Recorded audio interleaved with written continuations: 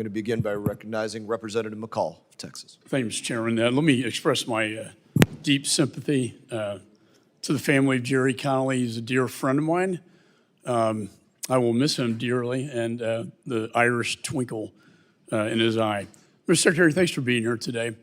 Under the last 4 years under President Biden, the world is on fire now. From the debacle, the evacuation, poorly executed from Afghanistan, which then led, I believe, to Putin's invasion of Ukraine, the largest land invasion since World War II in Europe, to the Middle East on fire now, October 7th. I commend you for trying to seek peace in these hot spots, including the Indo-Pacific, which probably presents the greatest threat. I would be clear-eyed with Mr. Putin. I personally don't think he's negotiating in good faith. The Ayatollah cannot be trusted. In fact, it was recently reported that they got their proxy Hamas to invade Israel on October the 7th to derail the normalization talks between Israel and Saudi Arabia. Let me go to the 1961 Foreign Assistance Act. It was initially created to counter the rise of the Soviet Union. Today, I believe it should be used to counter the influence of Communist China around the globe. And that's a core mission I know you support, as do I.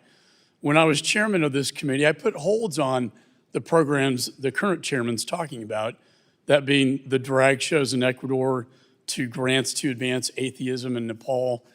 These are not in the interest of the United States or our national security interests.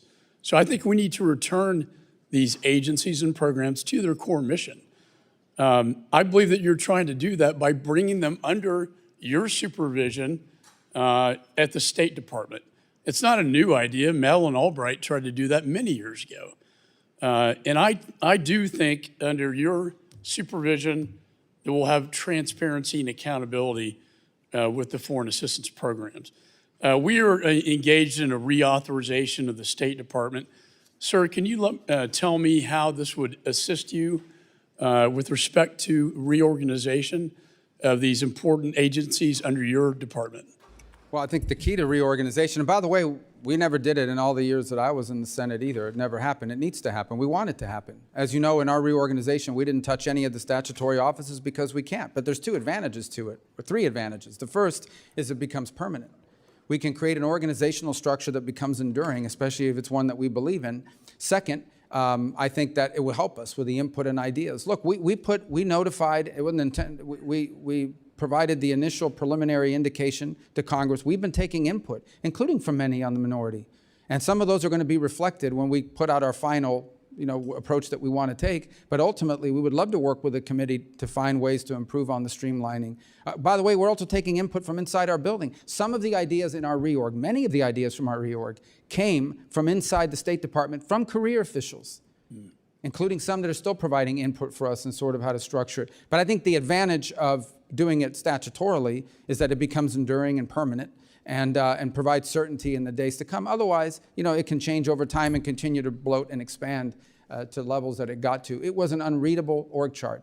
The org chart that I showed you, the initial org chart that I inherited was just the top line. Within each one of those boxes, there were multiple boxes, some of them duplicative, redundant. Many cases, no one could even tell us what they were doing because it's easy to grow. It's much harder to reorganize and to streamline activity, and that's what we want to do.